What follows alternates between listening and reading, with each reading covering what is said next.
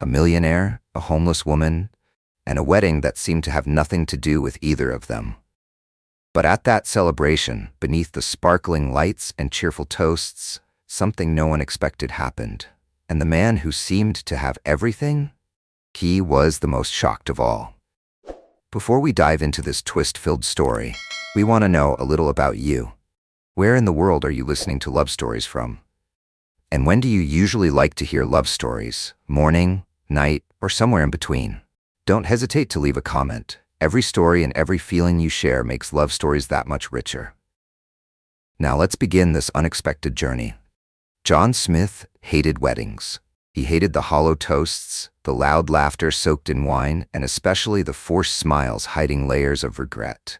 But today, he was in a tailored suit, a perfectly knotted cravat, stepping into a sleek black Bentley, heading straight to one of the city's oldest churches.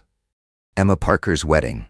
The only woman who'd ever made John consider rearranging his rigid schedule for a date. And the same woman who chose to walk away from him, saying, "You don't know how to love, you only know how to own." John smirked at the memory. He didn't blame Emma. In the world of luxury real estate, he was a lone wolf. Money, power, Michelin-starred restaurants, billion-dollar resorts. Everything was a game he played with cold logic. Feelings? There was no room for emotions in deals where a single nod could alter the fate of an entire skyscraper.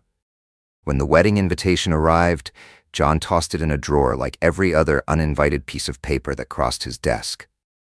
But last night, while reviewing a list of properties in negotiation, his eyes landed on that card. Why? He wasn't sure. Maybe it was pride. Maybe just some stupid curiosity. Whatever it was, John decided he'd go, not to win Emma back, and definitely not to ask for a second chance. He just wanted her, and everyone who ever looked at him with doubt, to see that John Smith hadn't crumbled. He was not only still standing, he was stronger than ever. Part of him even wanted to shock people, not by showing up with some bland supermodel or a high-powered CEO. He wanted to do something different. Something no one would see coming. But even as the car cruised through the worn-out streets near downtown, John still had no concrete plan. A red light forced the driver to stop. John glanced out the window and saw something he would normally ignore. A girl with messy brown hair, wrapped in a worn windbreaker, holding up a bent cardboard sign scrawled with shaky letters, "Need a miracle." A miracle? John smirked. A miracle. Something he didn't believe in, never had. But then her eyes, sharp, stubborn, not the least bit pleading, made him lower the car window. "Come with me," he said like it was an order. She squinted, then gave a small, amused smile. "You out of your mind?" John leaned back in his seat, fingers tapping lightly on the car door. "Going to a wedding. I need a +1. You need a miracle." A flicker of intrigue flashed in her eyes. She folded the sign and slung it over her shoulder like a knockoff designer bag. "How much?" she asked, her voice light like she was talking about the weather. John leaned forward, lips curled. "Not money, a decent meal, a new dress, one night in a 4-star hotel, and a ticket to anywhere you want to go tomorrow morning." She let out a soft laugh, half challenge, half disbelief. "Sounds like a bet I'm guaranteed to lose." John couldn't help it. He let out a short laugh. For the first time in months, something stirred in his chest. Not work stress, not contract pressure. Something else, something lighter, riskier. "Then let's bet," he said. The Bentley rolled forward as the girl climbed into the back seat. Her name was Harper. Just Harper. No last name. No explanation. John didn't ask. He didn't need to. In that moment, all he knew was that his plan to shock everyone, however reckless, had officially begun. And strangely enough, he didn't hate it at all. Harper sat still on the soft leather seat, her eyes casually drifting across the luxurious interior, oddly unfazed. John glanced at her through the rearview mirror. This girl, with her tangled brown hair and faded gray windbreaker, looked nothing like the polished +1s he usually brought to events. She didn't ask where they were going. Didn't look nervous. She just sank into the seat, arms crossed, flashing a mysterious smirk now and then, like she was watching a play she already knew the ending to. The car turned into a high-end shopping district. The driver stopped in front of a luxury boutique, its window displays glowing with shimmering evening gowns. John turned to face her. "We need to change how you look." Harper raised an eyebrow. I thought you liked originality? John didn't smile. This isn't a joke. You need to look the part for where we're going. Harper let out a soft laugh like wind brushing over still water. Then I pick the outfit. I'm not wearing anything that turns me into a doll. A brief pause. Then John nodded. He didn't have time to argue, and some part of him was curious to see what she'd choose. They stepped into the store. The sales assistant blinked in surprise at Harper, but quickly shifted to professional mode when John signaled for a private fitting room. Harper disappeared behind the curtain. John waited outside, hands in his pockets, eyes drifting across rows of extravagant gowns. He heard her giggling from inside. You know this feather dress costs as much as a used car? John didn't answer. He just called back. Pick something. Quickly. Moments later, Harper stepped out, and for a brief second, John forgot how to breathe. He stood frozen, as if every drop of blood in his body had stopped just to look at her. His heart skipped a beat, then slammed against his ribs like it was trying to break free. John, the man who could sign billion-dollar deals without blinking, felt his fists clench just to hide the tremble in his hands. Harper, in that simple silk dress, didn't look like someone who had clawed her way up from the bottom. She walked out like the world itself ought to be jealous of her. She wore a deep blue silk dress, simple but hugging her thin frame with quiet elegance. Her messy hair was now just loosely swept back, revealing sharp cheekbones and piercing gray eyes. No flashy makeup, no towering heels, just Harper, wild, free, and unapologetically real.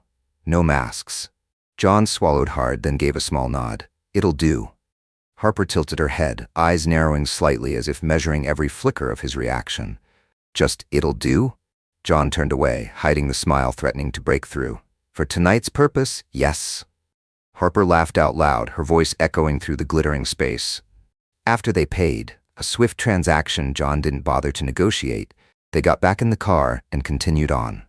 The Bentley turned onto the street leading to the church. Dusk had settled in, and the yellow streetlights cast long shadows across the old brick walls. John reached into his jacket and pulled out a small box, handing it to Harper. "What's this?" she asked. "Plane ticket, a hotel room, and a credit card with just enough limit for you to start over if you want to." Harper stared at the box in her hands. For a long moment, she said nothing. Then she looked up, a faint smile playing on her lips. "You think I need saving?" John rested his elbow on the car window, eyes fixed straight ahead. "I don't think anything. It's a deal. I bring you along, you help me, make an impression, then we go our separate ways." Harper turned the box over in her hands like she was studying a strange new toy. "What if I make too strong of an impression?" John glanced at her, the corner of his mouth lifting. "Don't worry, I know how to manage risk." Harper laughed, a sound like a strange kind of soundtrack to a ride headed straight into choices neither of them fully understood. As the car pulled up to the church gates, she turned to John, her eyes gleaming with mischief. "Just one night, right? Then you let me go like a pretty little goldfish back into the wild?" John reached for the door handle, his voice low and steady. "Exactly, just one night." But deep down, he knew nothing about tonight was going according to plan. And Harper, with those defiant eyes and that reckless smile, was the biggest variable he'd ever let himself accept. She stepped out of the car, gently lifting the hem of her dress to reveal perfectly fitted flats that quietly met the dew-damp pavement. The church gates glowed under warm yellow lights. Guests shimmered in expensive outfits, laughter spilling out from the reception hall. John stood beside her, his face carved in stone, eyes sweeping the crowd with icy precision. He extended his arm, polite, detached, like sealing an unspoken deal. Harper looked at his arm, then up into his unwavering eyes. "Ready?" John asked, more command than invitation. Harper gave a faint smile and placed her hand on his arm with the kind of proud ease that made it seem like she was born for it, even though inside every muscle in her body was bracing for impact. They stepped in. The atmosphere in the hall shifted instantly, like a small stone tossed into a perfectly still lake. All eyes turned to them, or more precisely to Harper. She wasn't beautiful in the usual, polished way. There was something about her that couldn't be pinned down, delicate yet defiant, effortless yet unreachable. And the way she smiled, soft, unbothered, as if this whole glittering crowd was nothing more than a lazy Sunday stroll. That was what made it impossible to look away. John felt it in every sideways glance, every hushed whisper that trailed down the hallway like a current. A line of women in floor-length gowns stood like they were ready for inspection, eyes scanning Harper from head to toe. An older man in a red tie leaned toward his wife, whispering with barely concealed surprise, "I've never seen her at any high society event before." His wife gave Harper a curious once-over. "Maybe she's just flown in from Europe." John heard every word, and for the first time he didn't mind. Harper walked slowly, her breathing steady. She knew those looks. She'd felt that same gaze burn into her before, standing outside luxury stores, empty pockets, not even enough for a cup of coffee. But tonight, in this dress under these lights, she didn't owe anyone an apology. One step, one breath, one half-smile, an accidental muse, but never a fragile one. John gave her arm a slight squeeze, a silent signal. "You're doing perfectly." Harper glanced at him, her smile deepening just a notch. A bell rang out, the signal that the ceremony was about to begin. John leaned in, his voice low and deliberate in her ear. "Now let them spend the rest of their lives wondering how I ever got you." Harper let out a soft laugh, her voice laced with a hint of sarcasm, but oddly warm. "And I'll let them keep guessing till the day they die." Together they strode down the marble hall, leaving behind a wake of skeptical stares, envious glances, and those grudging, admiring looks people give when they can't deny what they're seeing. John noticed even Emma, his ex, today's bride, had turned to look. Her gaze lingered on Harper longer than it should have, and the smile on her lips dipped just for a second before she forced it back up. John tilted his head slightly and murmured, just loud enough for Harper to hear, "This bet? I think I'm winning." Harper didn't answer. She just smiled, lips curling in a way that dared every unspoken rule in that lavish church to try and contain her. She knew. Tonight, she wasn't who they expected her to be. Tonight, she was exactly who she was. A Harper with her head held high, walking straight into a world that once believed its doors would always stay shut to people like her. And John Smith, the man who once thought he had every scenario mapped out, now stood beside her, silently admitting, willingly allowing this small miracle to unfold, even if it lasted only one night. The lilting sound of the organ filled the vast church. The pews were packed, every guest turned toward the entrance, waiting for the bride to appear. John and Harper took seats near the center aisle, a spot visible but not showy. Harper kept her face composed, shoulders square, eyes steady, as if she were attending a classical concert, not the wedding of the woman who once walked through the heart of the man sitting beside her. From afar, the murmurs were growing louder. People whispered, stole glances, exchanged knowing nods. No one knew who Harper was, and that made her impossible to ignore. A silver-haired woman leaned toward her friend. "I can't believe it. He always shows up alone. This is the first time." Her friend glanced at Harper, then scoffed quietly. "Probably an actress, one of those you hire to impress people." Harper heard it. She tilted her head slightly, pretending to adjust a strap on her dress, then murmured to John, "At least they think I'm worth hiring." John smirked, stifling a short laugh deep in his throat. Above, the grand doors swung open. Emma Parker, the bride, appeared, arm in arm with her father, walking slowly down the long stretch of red carpet. Her white gown shimmered under the lights as if she were glowing from within. Harper squinted slightly. Emma was beautiful, no denying that. But one thing was clear. Her smile trembled, just for a second, when her eyes scanned the crowd and landed on John and the unfamiliar woman beside him. John didn't flinch. He sat upright, calm, eyes steady, as if nothing out of the ordinary was happening at all. Harper, in contrast, gave a small smile, not overly warm, not the least bit arrogant, just enough to say, "I know my worth and I don't need your approval." Emma's gaze flicked past them quickly, but anyone paying attention could see the flicker of unease in her eyes. The organ played on, steady and smooth, but the atmosphere had shifted. Some guests began whispering louder now, their curiosity no longer subtle. A silver-haired man leaned in close to a group of friends, his voice low and certain. "Smith never brings anyone. She's got to be someone important." A younger woman let out a soft giggle, eyeing Harper with a mix of envy and intrigue. "She has to have something the rest of us don't." Harper heard every word, felt every gaze like it was pressing through the thin silk on her shoulders. But she didn't flinch. If life had taught her anything, it was this. When you're in a room full of wolves, never lower your head. John turned to glance at her for a moment, as if checking to see if she was okay. Harper simply smirked, leaned in, and whispered, "Relax. I played the invisible girl my whole life. Being the center of attention? Kinda fun." John laughed, short, genuine, and for once, unguarded.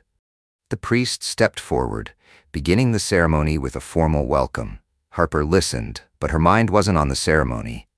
It was busy sketching out reactions, theories, the sideways glances, and quiet evaluations. She knew she wasn't just some stranger in the crowd tonight. She was the question mark, the one thing none of them expected. To all those who thought they had John Smith figured out, the man who never let anyone close, she was the exception that didn't fit the script. And somehow, that made her dangerous. When the priest asked, "If anyone objects to this marriage, speak now." Harper glanced at John, a flicker of mischief glinting quietly in her eyes. John caught that look, and in that moment, he raised an eyebrow, a silent dare. "Do you have the nerve?" Harper laughed inwardly, but only dipped her head, graceful as a well-bred lady at a royal gala. No, she didn't stop the wedding. She didn't need to.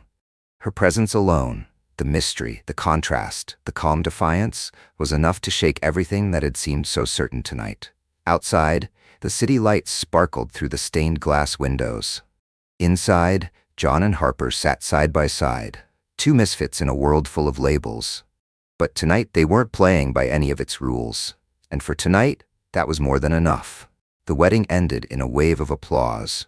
The bride and groom walked down the aisle together, and the church bells rang out, echoing through the damp air scented with white flowers. John stood and extended his hand to Harper. She placed hers in his palm, feeling the cool composure he always carried, but also noticing how his fingers gripped hers just a little tighter than necessary. A quiet signal. The game's not over yet. The reception was held right behind the church, where soft golden lights bathed the white-clothed tables in a warm glow.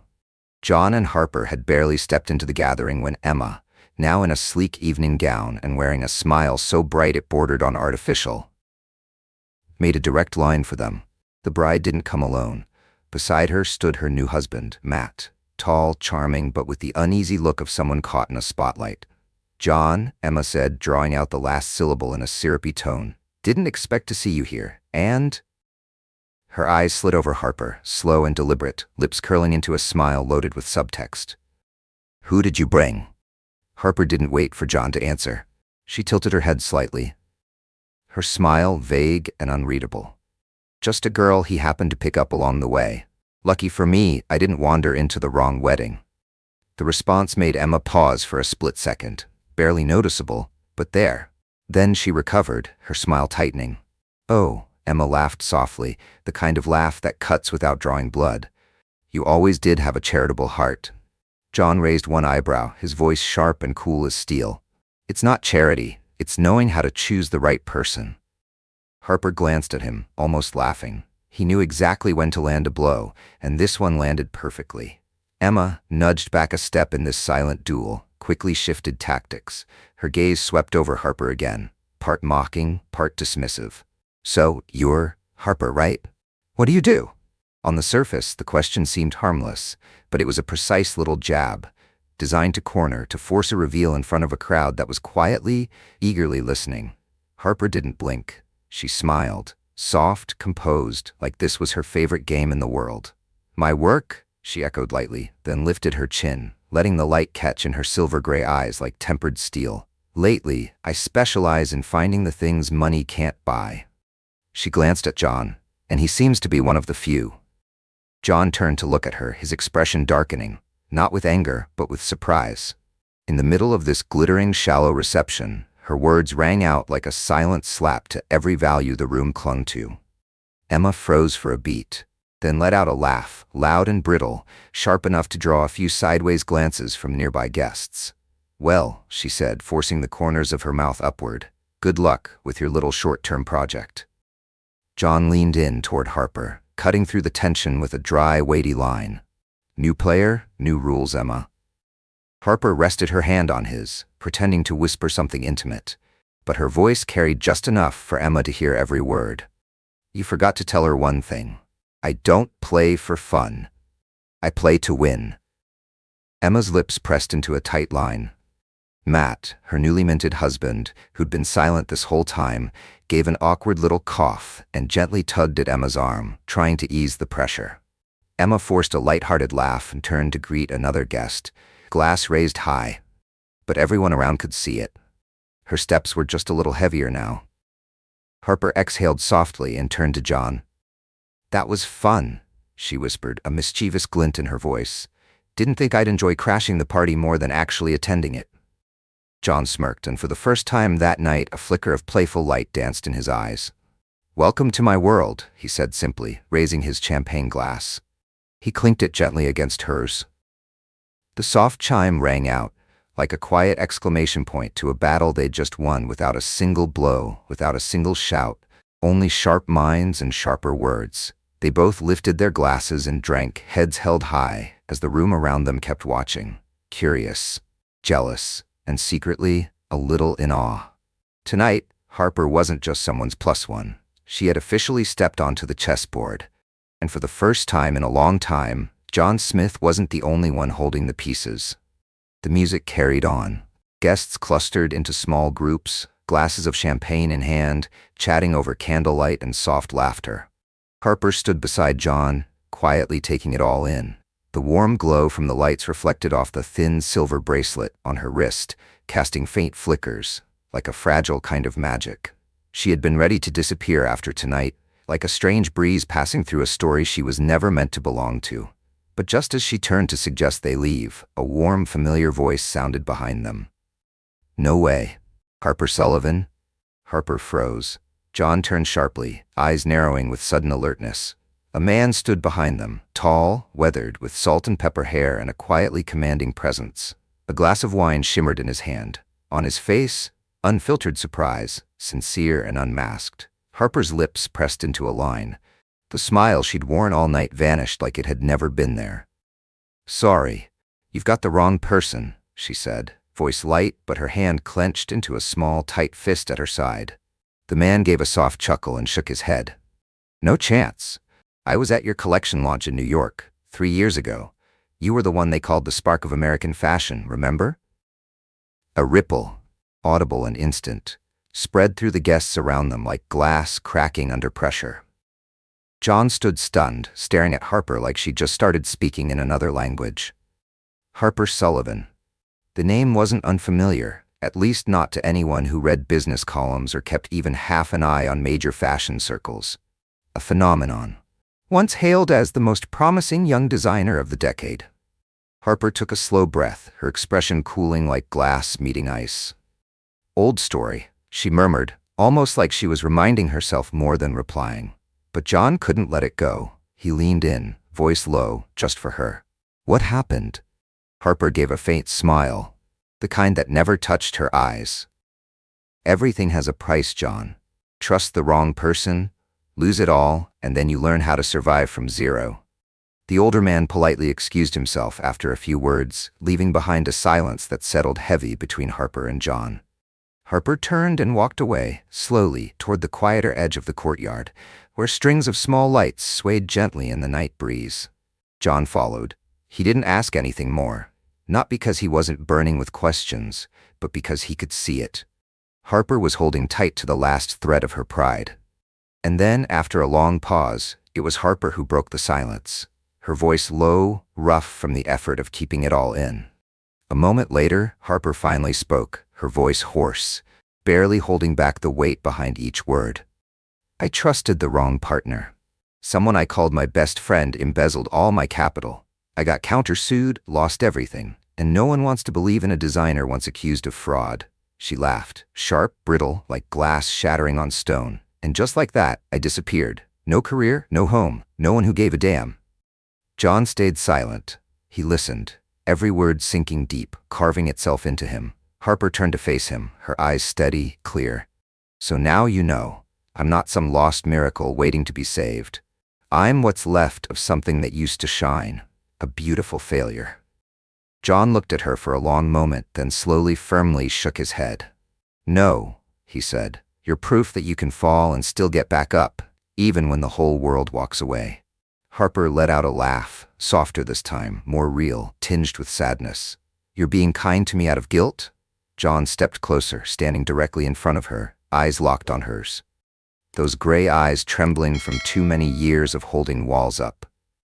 "I'm not kind," he said quietly. "I'm selfish. I just can't stand the thought of someone like you being forgotten by this world." A soft breeze drifted past, carrying the scent of jasmine from the garden nearby. Harper looked up at John, and for the first time there was no armor in her gaze, and in that unguarded moment she saw something she hadn't dared to believe in for years. Someone who saw her. Not out of pity, not to fix her, just to accept her, exactly as she was. John slowly reached out his hand. No pressure, no rescue, just a quiet offer. Harper hesitated for a beat, then she exhaled and took it. Not as someone waiting to be saved, but as someone choosing to walk beside another, ready to fight a new kind of battle. The battle to believe in herself again. From afar, the cheerful music played on, but here, in this quiet corner, something else had begun to grow. Silent, steady, and far more beautiful than any celebration lights. They stood together beneath the vast, dark sky, surrounded only by the soft glow of yellow bulbs and the wind rustling through old trees. Harper let go of John's hand first, as if afraid that holding it any longer might make her forget how to return to the world she knew. She stepped back, looked up at him. "You know," Harper said, her voice barely above a whisper, "I'm not the kind of person you should get involved with. I'm way more trouble than you think." John said nothing. He hated silence. In negotiations, in boardrooms, across every strategic battlefield of his life, he was always the first to break it, to seize control. But tonight, standing in front of Harper, he couldn't find a single word to fill the widening space inside him. This girl, this unexpected variable who'd crashed into his carefully managed life, wasn't a game piece. She wasn't a trophy, and she damn sure wasn't a move in some revenge play. She was a bitter reminder that some things can't be controlled, bought, or calculated. John slipped his hands into his pockets and tilted his head up, searching the night sky like it might hold the answer he needed. Finally, after a long moment, his voice came low, steady. "I'm not looking for perfect, Harper." He turned to her, gaze direct, weighty, like a vow spoken without ceremony. "I'm looking for someone who won't flinch when the world turns its back." Harper let out a shaky, fleeting laugh. "You sure about that? I'm not some perfect painting for your penthouse wall." John stepped forward, pulling his hand from his pocket and taking hers again, this time firmly. No room for retreat. "So what if it's a penthouse?" he said, half smiling, half serious. "If you're chaos, then I'll tear the whole damn place down and rebuild it around you." Harper stared at him, searching for a crack, a lie, some trace of performance behind the words. But all she saw was a man, tired, stubborn, and heartbreakingly sincere. "You're insane," she whispered. John smiled, the first real smile he'd worn in years, one with no calculation behind it. "Yeah, and you're the reason." In the distance, a server's voice rang out, inviting guests to the back lawn for the cake cutting. Laughter rose, music swelled, champagne glasses clinked, but in the tiny world carved out between just the two of them, all of it felt blurred and far away. John pulled Harper a little closer, his voice low, just at her ear. "You don't have to play the muse. Just be you. That's already enough to ruin me." Harper laughed, then really laughed. The kind of laugh that broke wide open, crashing like a flood through every wall she'd spent years building in silence and solitude. She didn't know if love could fix everything, but in this moment, wrapped in John Smith's arms, she knew one thing for sure. She wasn't fighting alone anymore. A guest passed by, watching them with quiet curiosity, then whispered to someone nearby, "Who are they? Why do they look like the rest of the world doesn't even exist?" No one answered, because sometimes the most powerful things don't need an explanation. They just need to be undeniable, unshakable, and real. John looked at Harper like she was the last treasure worth losing his mind for, and for the first time, he wasn't afraid. Not afraid of losing. Not afraid of being wrong. Only afraid that if he let this moment slip, he'd forever lose the one thing he could never rebuild with money or power, a real chance to love. He leaned in, forehead resting gently against hers, his voice rough, almost breaking. "Don't go anywhere. Stay. Stay. And let me be wrong with you." Harper closed her eyes and breathed in the scent of old wood and jasmine carried on the night air. And when she opened them, seeing her reflection in John's gaze, she knew. No matter what the road ahead looked like, no matter how cruel tomorrow might be, she wouldn't be walking it alone anymore. She nodded. A small gesture, but it held the weight of a universe. John's grip on her hand tightened, as if letting go might unravel the magic threaded through this night. But Harper just smiled, soft, steady, and sure, because for the first time in a long time, she believed in something simple and true. Some miracles only happen when you dare to believe. A day had passed, just as they'd silently agreed. One night at the party, one performance played to perfection. Then each would go their separate way. Harper, true to her word, was preparing to leave. The city lights still blazed against the horizon, but for John Smith, everything familiar suddenly felt distant, hollow. He sat by the living room window, wine glass swirling in his hand. Across the room, Harper moved quietly, packing a few scattered belongings. "I won't take much," she said, her voice light, almost offhand. "Just the essentials." John set his glass down and leaned back in his chair. "You could stay," he blurted. No pleasantries, no careful phrasing, just a simple sentence, honest and terrified. Harper froze, then turned to face him. "John," she whispered, "you're not the kind of man who does things halfway. I don't want to be the project you abandon halfway through." John rose from his seat and walked toward her, slow, deliberate. No tailored suit, no icy persona, just a man stripping away the armor he'd worn for far too long. "I sold my shares in Landmark," he said. His voice was oddly calm, like he was stating a forecast, not upending everything he'd built. Harper's eyes widened, disbelief flashing across her face. "You did what?" John gave a quiet laugh, tinged with helplessness and something softer. "I don't want to spend my life building towers I'll never walk into. I want to build a life I step into every day, with you." Harper shook her head slightly, tears shimmering on her lashes. Not from weakness, but because after so many years of being unbreakable, she was finally allowed to fall apart, just a little, in front of someone who would hold her there. "Are you sure?" she asked, her voice trembling. John nodded. "I've never been more sure of anything." They stood in the warm glow of the room, the space between them no more than a single breath. Harper stepped closer, placed her small hand over his chest, right where his heartbeat pounded, steady, honest, real. "Then," she whispered, "let me build it with you." John closed his fingers around hers, not just holding her hand, but sealing something deeper. A vow, not made of promises, but of presence, and the choice to stay. The next day, they didn't go to the airport. They didn't leave for anywhere. Instead, they drove to a small piece of land on the outskirts of the city, a quiet patch of sun and wind that John had quietly bought long ago without ever knowing why. And there, on that open ground, John Smith, once known as the cold, calculated real estate tycoon, began sketching the first lines of a home. Not just a place to live, a place to be, to love, to laugh, to finally belong. Harper stood beside him, holding a rough, wrinkled sketch in her hand. She tilted her head and smiled. "You know," she said softly, "after everything, the real miracle isn't that we found each other." She looked up, eyes bright like starlight. "The miracle is that we were brave enough not to let go." John smiled and pulled her close. "I've lost enough in my life," he whispered. "I'm not losing you."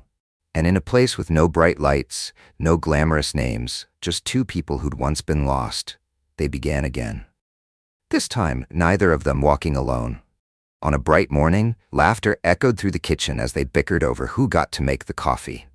John mistook the sugar jar for salt. Harper doubled over, laughing until her eyes watered. "Maybe," she said, hands on her hips, eyes dancing, "you should just let me handle the brewing. You just stand there and look pretty." John leaned against the counter, raising an eyebrow, gaze trailing lazily down the length of her. His voice dropped, rough and soft as smoke. "I only look good when I'm standing next to you." Harper laughed, but her cheeks flushed, pink and warm, betraying just how much that one line had hit home. That afternoon, they wandered through the park. Harper walked ahead, white sneakers leaving soft imprints on the gravel path. John lagged a step behind, just enough to watch her. Really see her. Close, clear, unhurried, and without the need to hide anything. In that quiet moment, Harper turned. Her eyes met his. No words, none needed. Just the quiet truth between them. That after all these years, two people had finally found someone who made their hearts stop obeying the cold logic of the mind. John closed the distance. His fingers brushed lightly against hers, like an accidental touch. But both of them knew it was anything but. Harper looked down and saw their fingertips brushing, soft, hesitant, yet full of a tenderness that couldn't be denied.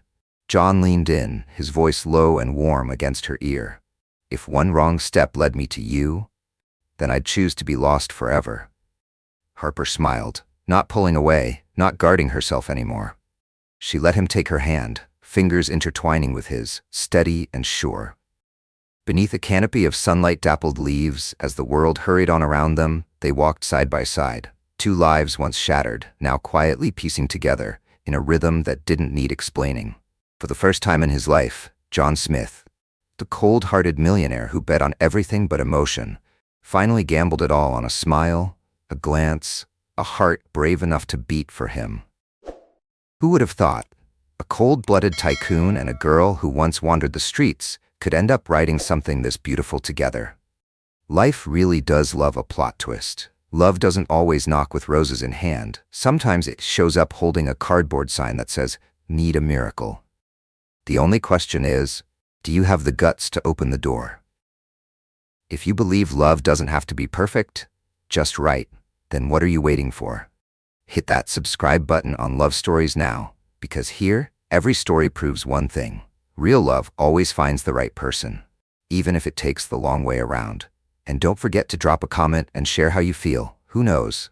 The next love story we tell might just be yours. Thanks for listening. See you next time.